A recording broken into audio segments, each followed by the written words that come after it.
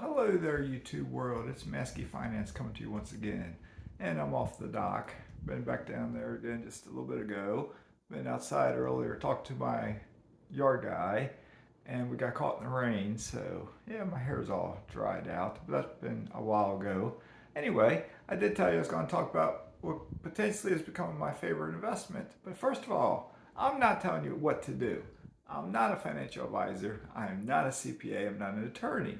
But before I talk on this too much, well, let me just get started on it. I love real estate. I've said many times, real estate can help you make wealth, in my humble opinion, much quicker than stocks will. Much quicker. All right. I know that from my own personal experience. And I had a great return with stock investing. Better than almost anyone you know. Better than many gurus. I did great with stocks. The problem is, it's my money I'm putting into stocks. And when you don't have a lot of money, even though you get great returns, so what if you make 20% a year? If you don't have a lot, it takes a long while to add up, okay?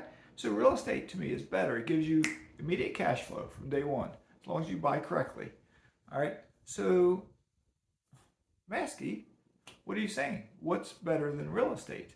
All right, let me tell you a quick little story. Back in, because I'm a storyteller, I share stories and experiences. Back in 2020, summertime of 2020, I forget exactly what month. I remember exactly where it was. I was in Virginia. And I actually had, I don't think I've said this before on this channel. I don't think. You might learn a little bit of work that Mazske has done. I actually had a vending machine route.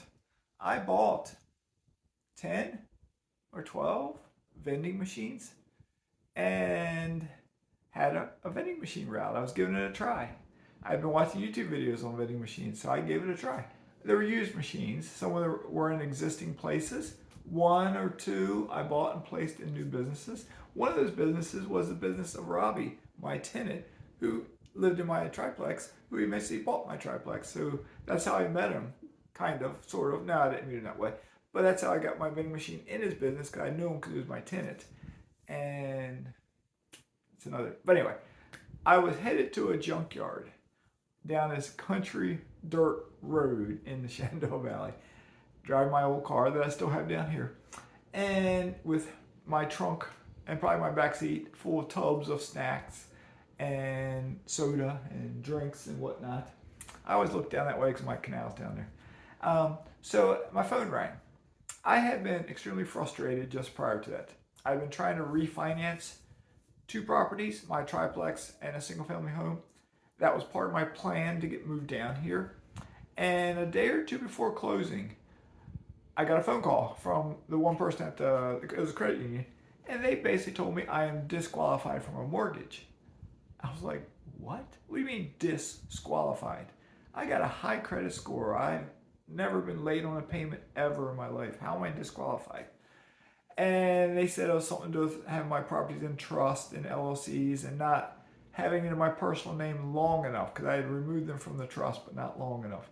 And we went through a rigmarole. I got my attorney involved, and they got other people involved, Fannie and Freddie. Remember Fannie and Freddie? If you don't know a real estate investor, you may not know who Fannie and Freddie are. They're the big dogs in real estate. And basically, you got to have a property in your name for 6 months before you can refinance it. If it hasn't been in your name. You know, so under Fannie and Freddie.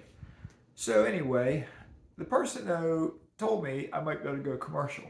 And they said if I wanted, they could have their commercial person reach out to me. That person was Peyton. Peyton and I have hit it off, like I do with many people I talk with. And Peyton called me as I was driving to that junkyard down that dirt country road. And he basically told me he had seen my application, seen my package, knew he could help me out. And he said what he would do was he could give me the exact same terms as far as the interest rate goes to do the refinance. And he did. It was 3.875 or something like that is what he was going to give me. But the only thing being commercial, he wouldn't give me a 30-year fixed rate. He said it would be 5 years, a 5-year term, adjustable rate mortgage. It would start at 3.875, but after 5 years, it could go up, and then it would get adjusted periodically. It also had a prepayment penalty. If I sold the building immediately or try to pay, which is pay, if you sell it, you pay it off. It'd be a 3% penalty. After a year, it'd be 2%. After 2 years, it'd be 1%, and then be down to 0%. So when I did sell the triplex, 2 years had passed, so I paid a 1% penalty, I think. So anyway, when he talked to me, he said there's one other thing I'd have to fill out before I could proceed with that commercial loan, and it was like a personal financial statement. And he made a comment to me. He said, "I see you got a lot of rental property, so we need you to fill this out." And he made a comment somewhere along the way that he goes, "I think you're a millionaire." I laughed and I said, "No, I'm not. No, I'm not. I'm not." And he said, "You'll be surprised. Fill this out and see what you come to." And I filled it out. It took me a little while. It's the first time doing it. It's kind of like tracking your net worth, basically. And any commercial loan will require this, by the way. And I filled it out, and I was something like $1,080,000. So I was in shock. I was like, wow, I have a net worth. I didn't know this. I have a net worth of $1 million. I didn't know this. And I called Peyton back, and he was like, "I thought you would, based on the amount of rental property you have and everything." So I did. So anyway, I then had self-directed IRAs. By that time, I had two. One in my name, one in my missus' name. And one was with Quest. Have I had Quest on my channel yet? I think they've told me they'll come on my channel. I know I got a contact there. I'll see if I can get them on my channel sometime. And then, where was I going with it? Okay, yeah, with Quest, they had QuestCon. And the pandemic was underway then, so you normally do it in person. Like they're doing it here real soon down in Texas. That's where they're based out of. But they did it on Zoom. And my contact there, who I've met in person in Amelia Island at Troy's conference, basically told me he'd get me free tickets. So he did, because they charge for it. And he got me free tickets. And during the presentations, I listened to a variety of different presenters that I had never heard of before.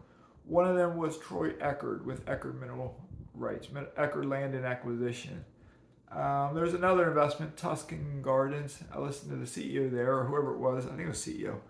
And I decided I was interested in both. Troy, in his talk, gave his cell phone number. And this was prior to me knowing I was accredited. So Troy, or maybe I was accredited by that time. I had a net worth of $1 million by that time. So Troy said his cell phone number in the video, so I called him up one day and left him a message, and he called me back. And he basically said he put me in touch with one of his salespeople. And that person contacted me. And they asked me what was was I accredited? And I was like, what exactly is accredited? And they told me, and it's the value of everything you own minus your personal residence. And I was like, oh, I'm over $1 million, but that's counting my personal residence. So when I subtracted my personal residence, come up that my house was basically paid off, I was probably around 900,000, maybe something, 800 something, I forget. So it wasn't much longer though until I became accredited. As that year, this was summer 2019, as the next couple of months wound down, I did those 9 houses seller financing, got the final 5 done. I bought 2 houses off the MLS, so that was 7 houses I got. And with my equity in there, that might have been what bumped me over $1 million. Not counting my personal residence. I forget exactly. And so anyway, when I found out I had to be accredited, I remember talking to my contact. Her name was Amanda. And telling Amanda, oh, I'm very close, but I'm not there yet. Hopefully by early next year. And I remember I contacted her probably November, December, saying, hey, guess what? I'm there. I had tweaked the value of some of my real estate because I knew it had gone up in value. And I bought more houses. So I knew I was at $1 million. So I opened my first position in December of 2020 with Eckerd Land and Acquisition. I bought their initial investment. You have to be accredited. Their initial investment has to be $25,000. And I put it into one of their portfolios, which is called Mobley. And I'm going to tell you the returns of my various portfolios. I know it's getting long, but I'm going to tell you the returns in just a bit. So stay tuned, stick around, and you hear what returns I'm actually getting with mineral rights and with oil, I think. So I bought a position in Mobley. And I liked that one. I had a couple to choose from. I liked that one because they said it would start off kind of slow, but as time went on, it would grow and get better and better and better. And they said it was like a 7-year play, and the first 3 years would be slow, but by the 3-year mark, you might be getting up whatever that percentage is. What am I at now? Yeah, you might be getting up around like 10%, 12% after 3 years, but then it would keep on growing. Okay. So somewhere around that same time period, I talked to my contact at Quest, and I told him about getting buy-in from Troy. And he said, well, if you like Troy, we've had another speaker in past years. We didn't have this year, but I really liked him, and he gave me a copy of his book, and he goes, if you contact his office, they'll mail you a copy of his book. And I know I've showed it before, but let me, yeah, I got it right here. So he mailed me a copy of his book. That was J.R. Young, The Upside of Oil and Gas Investing. And he autographed it to me on the inside. Okay. So he sent me a copy of his book. And I read it. And I was like, I think I like this investment too. So I contacted them about it, and they told me they basically have a $50,000 minimum investment. And I was like, oh, I can't do that. And the guy said, well, can you do 25? And I said, I might be able to. He said, we can make an exception. You're a first-time investor with us. We can make an exception. So I ended up making an investment with him. That was in December as well of 2020. All right, with both mineral rights and with oil drilling. With oil drilling, they were not drilling just yet. They were in the process of getting it going, but it takes time. And even when they drill and they pump and they get oil, you do not get paid for 2 or 3 more months after that, okay? Mineral rights, Troy will say this, he'll tell you this if you invest with Troy. They do not pay. You will not get your first revenue check for approximately 6 months. I'll tell you about a portfolio I just bought just the other day. It's called Stella. They bought this package. I just bought it, like we're in September. They bought it a couple months ago because Eckerd buys all the acres first. They might have bought 100 acres of land or a bunch of land. They package 100 acres together, to say roughly, into the Stella portfolio. And they had negotiated a deal that they could get the revenue going back a bit of time. I forget when. It might have been to August 1st. So even though I just bought it in September, when I do get revenue 6 months from now, I'll get it all the way back to August 1st. And it should be a healthy amount, okay? But until I get it, I just don't know exactly what it will be. So the very first positions were bought in June of 2020, both in the oil and in the mineral rights. As time went on, I bought another position in my first mineral right was in my self-directed IRA. I bought a second position in my self-directed IRA, then I bought a position in my Mrs. IRA. All right, so I bought them all sometime during 2021. I have the dates down here. I also bought in 2021. I'm not sure what month I started, but I bought 1, 2, 3, 4, 5. I bought 5 positions with Eckerd, 5 portfolios. All right. I got my first royalty check from any of these investments in June of 2021. That was from the Oil Drilling King Operating Corporation. So I got it in June of 2021. I've got it ever since then. Every single month since then, I've gotten something. I got my very first mineral rights return in July of 2021. That was from Mobley, the very first one I bought. Remember, that one was supposed to start off slow. And then a couple months after that, in September, I started getting the revenue for the second one. I got another spreadsheet here. And then that third one, I didn't get the first revenue check till February of 2022. Okay. These are all in my IRA.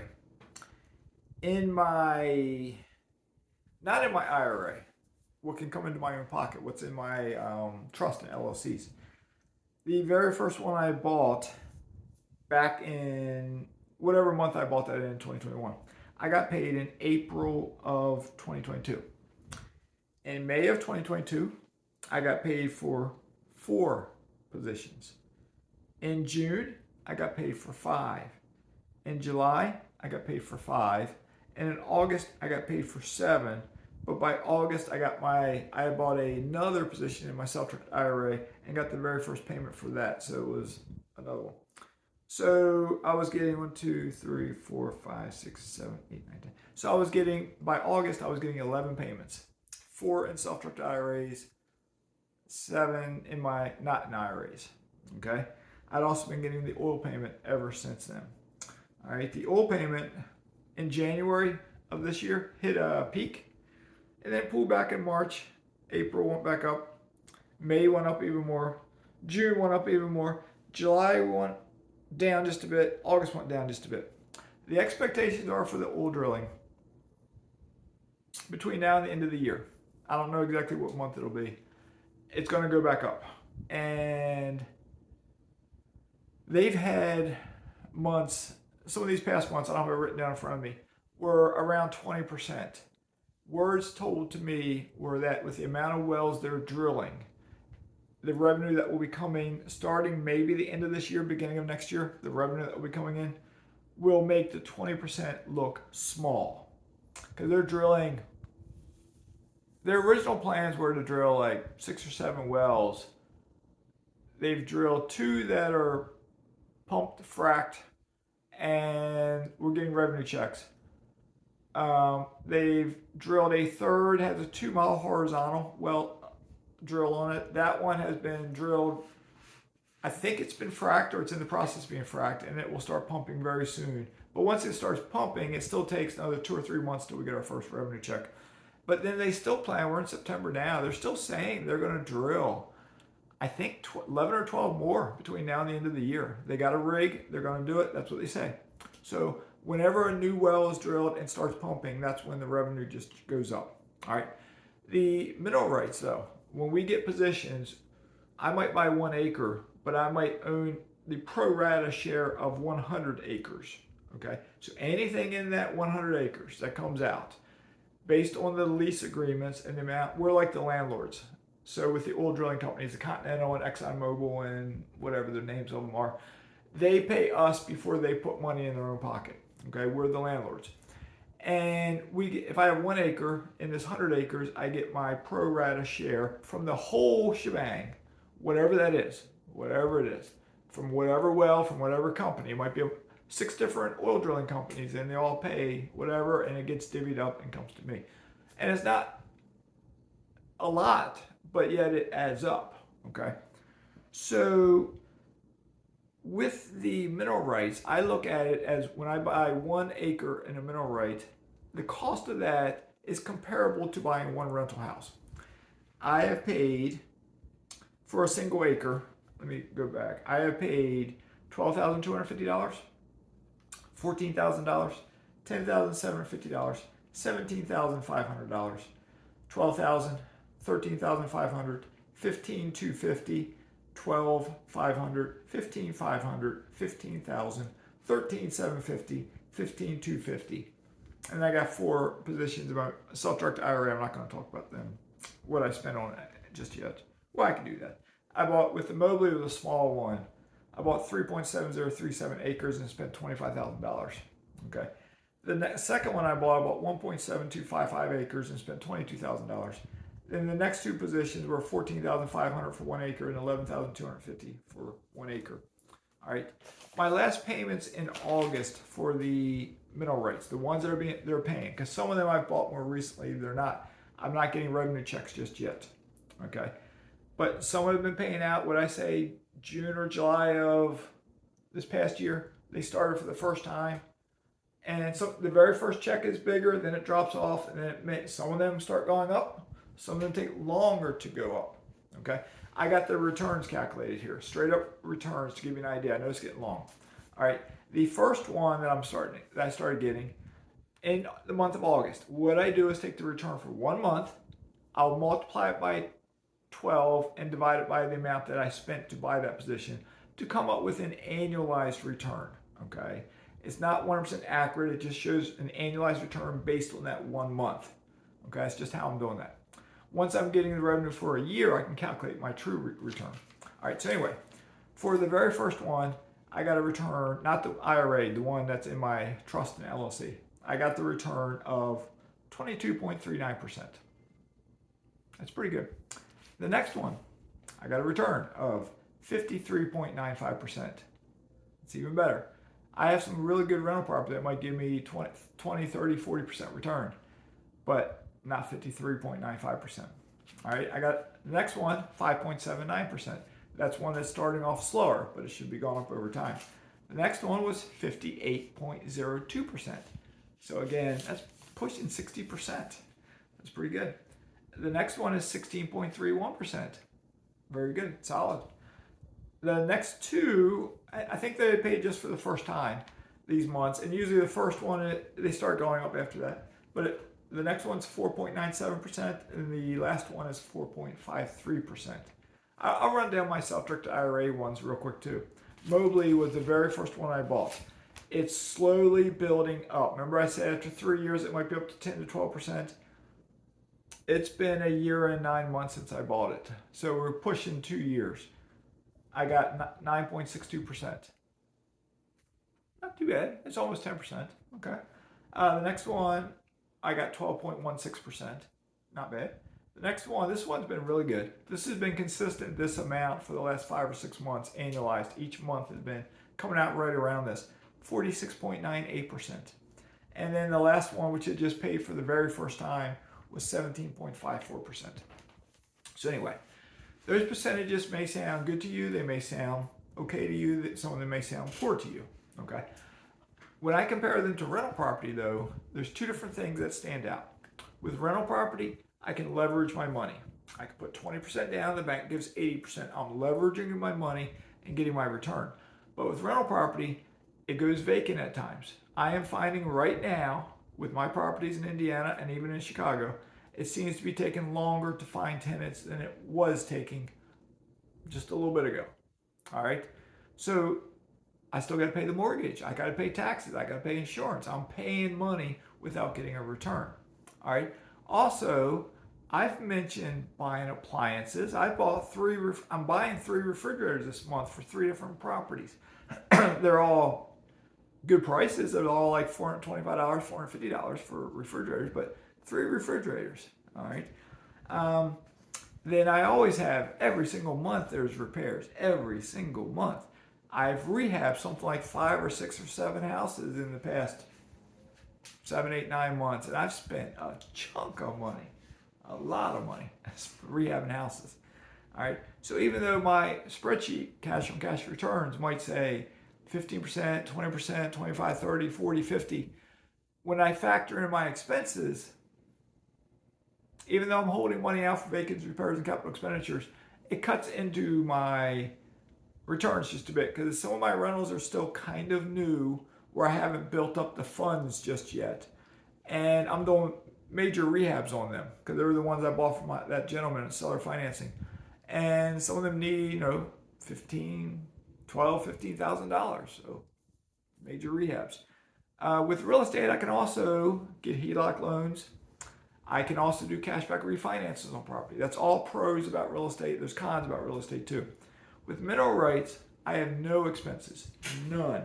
No liability. No tenant is going to trip down the steps and then try to sue the landlord saying I'm guilty, they fell down the steps. Okay? You don't have that. It's just straight up return. What may happen at time, a pump may break because it's mechanical. The oil drilling company is responsible for fixing it. Now what that will mean though is if a pump breaks and they got to fix it and it takes 2 weeks, well, that one well for 2 weeks is not pumping. So you're getting a little bit less revenue because they got to fix it. And things, you know how things go, things break. So they're going to break and you're not going to know when. I collectively own, for all of my portfolios, I don't know, hundreds of wells, my own little portion of it. With the oil drilling King Oil Operating Company, they have something like 254 vintage wells that we're getting revenue off of, which is just a very small amount. They're old wells. But they might, 150 some of them might be cash flowing right now, not 250 some, but they own altogether 250 some. And at any given moment, they're doing workovers to fix up the pumps in the wells, and one starts pumping, the other one goes down, that sort of thing. And then as they drill the new wells, that's when the returns will skyrocket. All right, when new wells are drilled. Same thing for mineral rights. When you buy that 1 acre out of 100, they buy it because they know there's other wells that are coming online. They're spudded, they've been drilled, maybe they've been fracked, and it's pending them coming online. So even though your returns from day one might be whatever it is, next month, 2 months later, 3 months later, 6 months later, a year later, the return might start spiking up because a new well came online. As new wells come online, they're better than old wells. Technology has improved, fracking techniques have improved, everything that has improved. At the same time, commodity prices, oil, liquid natural gas, they're going up. They're pulling back a little bit, but don't get fooled by lower gas prices. We're looking at winter's coming. Natural gas, if you heat with natural gas, expect prices are going to go up this winter more so than they've gone up probably in your lifetime. All right. Expect the price at the pump is probably going to go back up. What you do not hear the media mention, a while back, you may have heard this, it may ring a bell. The president released, I think it's 2 million barrels a day from the strategic reserve. The United States government is required to keep a stockpile of oil for national emergencies. They, going back a couple months ago, said they were going to release something like 2 million barrels a day up until, I think, October. Every day up to October. That was brought up when he did it, but you're not hearing about it now. That's going to stop, I believe, October 1st or sometime in October. That's 2 million less barrels a day. So when that artificial amount, and once it stops, by law, they have to put oil back into the strategic fund, or whatever they call that thing. So you don't hear about this, but it's like, not only are we not getting this 2 million barrels a day, they got to start putting oil back in so they take it off the market. Logical supply and demand tells me that if you reduce the amount of supply, and then with what you do have, you're paying it in, so you reduce it even more, prices are going to go up because the demand, we like to drive. We're going to keep driving, so that demand is going to keep driving it, so that price will keep going up. So I've had some pretty good returns so far. Some of the lower ones, they're newer returns. They will get better as time goes on. But my expectations are these returns will all get better and better over the next 18, 24, 36 months. Okay? That's my expectations for all of these investments. So for this time period in life, because I'll change in the future, because life is about change, I think energy investments are better than real estate. Now, I don't know how many of you are accredited. Accredited means you either have a high enough income to qualify, or you are you have a net worth of at least $1 million, not counting your primary residence. But if you are accredited,